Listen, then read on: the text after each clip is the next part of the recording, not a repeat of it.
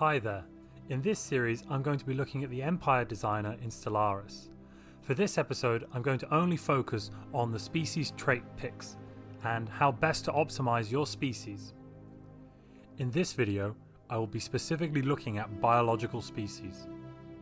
I hope you enjoy the video. Okay, so the first three traits we have available all improve the output of your worker type jobs. That'll be your farmers, technicians, and your miners. Now, these three are they're okay picks. Looking at just the comparison between the three of them, there's a distinct difference in how good each of these three traits are. So the agrarian trait, for instance, is slightly better than the ingenious trait. And that's because when you are producing food, your farmer jobs produce 6 food and your technicians only produce 4 food. And you can sell food at around 0.7 energy credits on the market. So that means that you're actually able to produce slightly more energy by growing food and selling it than if you were to just simply be producing energy. So that means agrarian is slightly better than ingenious, and ingenious is slightly better than industrious. Now, industrious is good. You're going to get plus 15% minerals, but really you should be getting lots and lots of minerals from your mining stations. You should be having quite a large mining presence. Unless you're specifically tooled to have quite a small empire, there really isn't any penalty for building tall these days, because empire sprawl can be adjusted for by producing enough administration districts, enough bureaucracy jobs. So agrarian is definitely the best of those three traits. Now we'll keep going along. Intelligent is really good. In my opinion, that's a fantastic pick. That's better than the previous three we've just seen. And the reason for that is that research is really key to this game. If you're not researching enough, you're going to fall behind in technology. If you fall behind in technology, your opponents, the civilizations around you, are going to become stronger than you, whether or not your economy is better. It's really hard to outcompete another civilization that has a larger tech output than you over a long enough time scale. So intelligent, that's a fantastic pick. Thrifty plus 25% trade value, that's okay. It's not great. It's not one that you usually take. There are some specific builds if you're going to build a xenophile empire and a megacorp and you're going to be increasing your trade value with lots of bonuses. It could be possible that thrifty is quite a good pick for you to take, but usually it's not amazing. Now next we have 3 flat bonuses to society, physics, and engineering research. Of these picks, I would say that natural engineers is the best pick. Engineering research has the best technologies in it. You've got your robot technologies, which are going to increase your pop growth. You've got your starbase technologies, which you'll need to build bigger starbases. You have your ship technologies, which you'll need to build bigger and better ships to increase your fleet size. You've got your armor technologies, your missile technologies, your torpedo technologies, your mass driver technologies, the kinetics. Really, I mean, just focusing on engineering is a really sound strategy. Now, physics is the second best, and that's got a lot of bonuses to research, a lot of bonuses to energy production. You'll find the advanced research lab buildings in physics, as well as having some advanced weapons in there. Society research, on the other hand, is probably the weakest. Yes, you've got the 2 technologies for increased pop growth, which is definitely very strong. But otherwise, the main technologies you've got in there are technologies that you need to unlock technologies in both the physics and engineering research trees. And that will be looking at your administration building technologies, which allow you to unlock robots, looking at synthetic thought patterns, things like that. Of these 3, the natural engineers is definitely the best, followed by natural physicists, maybe natural sociologists. And now you've got the 2 habitability traits. Now, habitability is quite an interesting one. At the very beginning of the game, your capital is going to be 100% habitable for your species. So habitability for that is not really going to be an issue. If you've got something like Gaia world preference as well, you're going to be pretty much ignoring habitability because you're not going to be colonizing any worlds other than your home world with this, your prime species.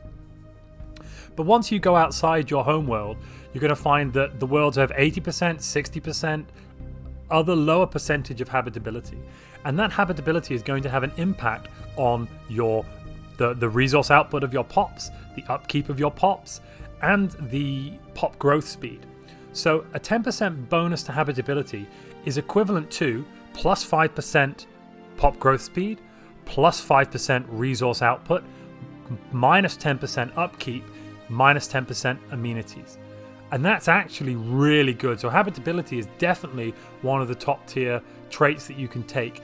It's a slow burner though. It's not going to be an immediate benefit, but as the game goes on, as you get more planets, it's going to really help you in the mid game. In the late game, you're going to be researching technologies. You're going to be unlocking ascension perks like the synthetic ascension path or the biological ascension path, and that's going to diminish this plus 10% bonus's effectiveness. I mean, if you become a cybernetic race and you have the cybernetic trait, you're already going to be getting a flat plus 20% bonus to your habitability, meaning that on an 80% habitability world, you go up to 100. So habitability is a bit of a niche, but it can be quite good. Non-adaptive, on the other hand, is quite limiting unless you're going for something like a Gaia world start, because then you're going to be getting full habitability on Gaia worlds anyway. This minus 10% is not going to be a big deal. And now we come to rapid breeders. Hands down, the best pick for traits.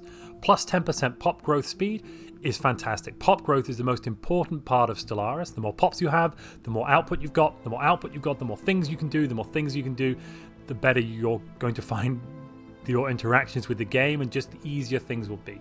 So rapid breeders is definitely one of the best. Now slow breeders, minus 10% pop growth speed, that is one of the worst. And that's one of the worst for all the reasons that rapid breeders is one of the best. So I would never recommend going for that. Talented, plus 1 leader level cap, that's alright. It's nothing fantastic. In the mid game and the late game, you're going to be getting bonuses to your leader level cap that can bring you up to 10 across the board anyway. So in the late game, plus 1 leader level cap from this species trait isn't worth it. It's not actually going to give you a bonus because you can't go beyond a level 10 maximum cap. Quick learners, plus 25% leader gain. Now this is actually good. This is a lot better than talented because this is going to stick with you the whole game. And that's just going to give you a faster time progressing to higher levels with your leaders. Conversely, slow learners, minus 25%, is quite poor. Whether or not you're long-lived, if you have slow leader experience gain, that means when you hire a leader, it's going to take them longer to level up. That's quite a pain. Plus 10% unity from jobs. Now, unity from jobs, you're looking there at most of the time that'll be your planetary administration building. Sometimes you might build unity buildings. I wouldn't really recommend it. Most of the time you can balance your unity by getting perks and taking civics and that sort of thing. Actual unity jobs should be quite low. So actually I'd rate traditional as quite a mid to low level perk. On the other hand, quarrelsome, minus 10% unity from jobs. I'd say that's a bit of a negative, but it's not quite as a negative as, for instance, slow learners, something like that. Docile, minus 10% Empire Sprawl, that's useless. You should never ever take Docile. Never. You can offset your Empire Sprawl with admin buildings, and it's really simple. Docile is going to mean that for every 11 pops, they count as 10. Your pops aren't going to be adding a massive amount to your Empire Sprawl anyway. At the start of the game, you have an Empire Sprawl of somewhere in the region of 30 or so, and that's when you have 30 pops. And then it's not a 1-to-1, 1 pop equals 1 Empire Sprawl at all. It's quite a rubbish pick. Now, the trait Unruly, on the other hand, is a free pick. Plus 10% Empire Sprawl from props. It's going to give you 2 extra points to spend on something else. That's brilliant. You really want to take Unruly because you can balance that, as I just said, with your admin buildings. At the moment, it's really not an issue. Very Strong. Now that's going to be a plus 40% army damage, plus 5% worker pop resource output. That's all right. For 3 points, it's not great. It's all right. The extra army damage is all right. The worker pop resource output is good.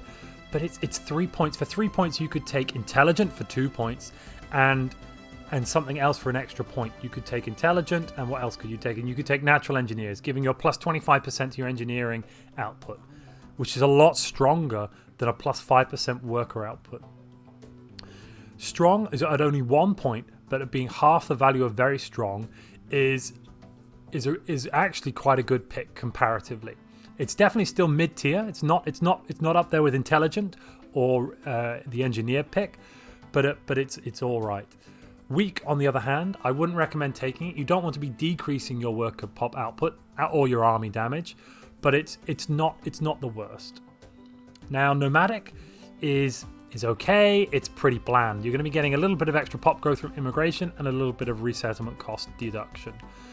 That's nothing to run home about. The plus 15% pop growth from immigration is okay at the beginning of the game.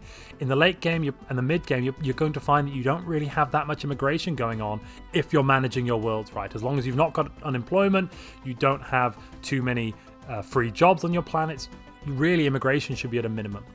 Sedentary, on the other hand, is a reasonable pick to take as a negative for all the reasons that Nomadic isn't fantastic, because the pop-up growth from immigration shouldn't matter so much. So taking Sedentary in order to take one of the good picks is definitely worth it. Now, Communal, minus 10% pop housing usage. Housing is really not that big a deal.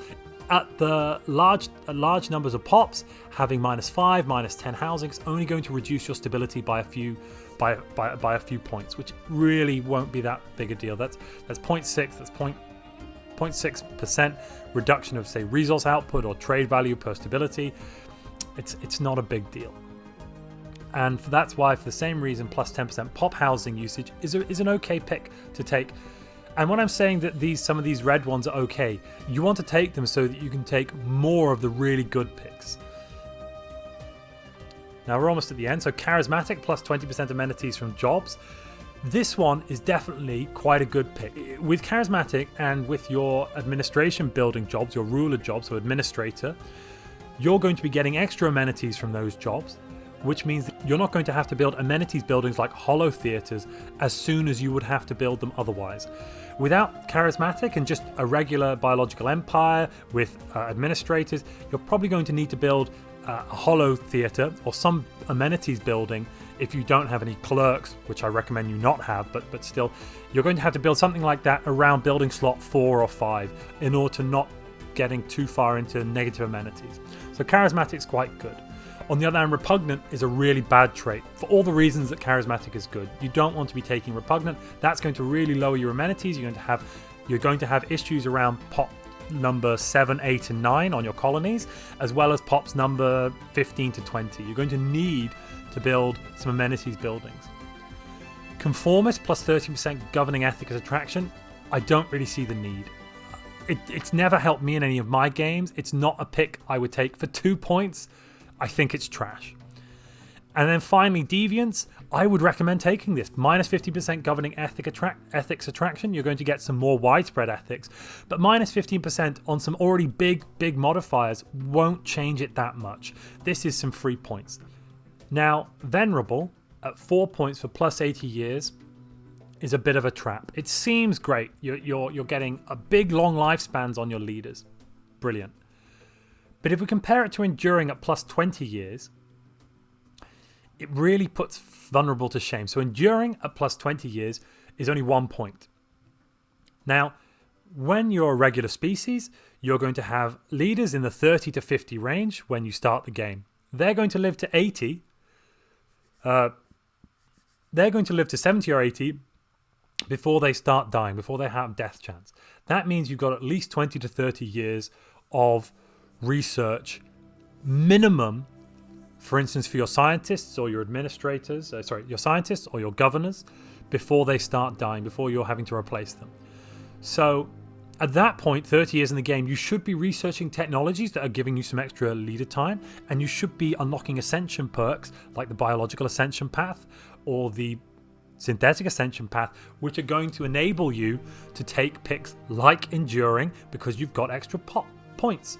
A straight off pick with Enduring is definitely reasonable, but Venerable, completely out of the question. It's good for some role play games, but if you're trying to optimize your play style, Venerable's definitely not in there at 4 points.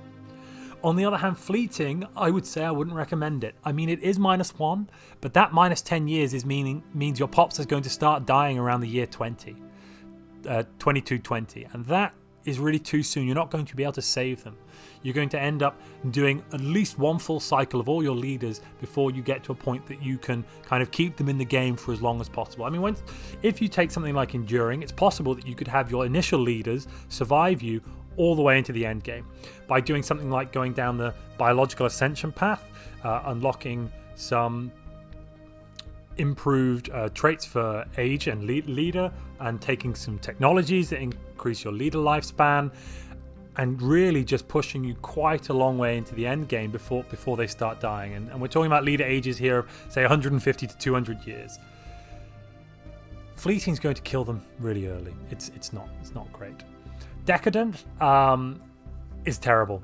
-10% worker happiness, -10% slaver happiness. Specific builds is all right. For instance, if you are going to have syncretic evolution, or if you're going to be necroids, Decadent definitely worth it. But if you're just going to be a single species working all the jobs, which you would do if you're doing an egalitarian build probably, or some other builds like that, Decadent's really quite bad. Resilient plus 50% defense army damage, not worth it. I would recommend never taking that. Conservationist, -10% pop consumer goods upkeep. It's all right. It's going to mean balancing your early consumer goods is slightly easier and slightly less taxing on your energy when you're having to buy consumer goods in. But really, it's not going to save you much. It's for a whole trait point, it's not worth it. Wasteful, on the other hand, I wouldn't recommend taking it, but it's definitely not one of the worst things you could take as a negative. And that just about wraps it up for our species traits. In the next episode, I'm going to look at our species origins. If you're interested in that, I'd recommend you subscribe. If you've enjoyed this video, please leave a like, and if you've got any feedback, please leave a comment. Thanks for watching.